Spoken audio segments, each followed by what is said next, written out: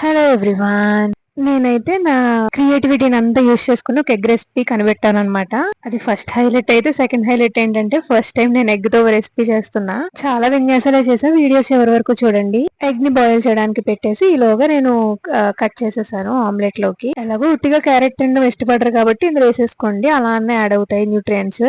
కొంచెం ఫ్యాన్ కింద పెట్టేసి బాయిల్ అయిన ఎగ్స్ ని ఒలిచేసుకున్నా. ఫస్ట్ ఎగ్ అయితే సగం నేలపాలు, అది ఎగ్ చపాతీ పిండి కాదు పిసికేయడానికి అని అర్థమయ్యి ఇంకా నెక్స్ట్ రెండు స్లోగా వేసాను అనమాట. ఫస్ట్ నాశనం అయ్యి సెకండ్ రెండు మంచిగా వస్తే ఫీలింగే వేరే లెవెల్.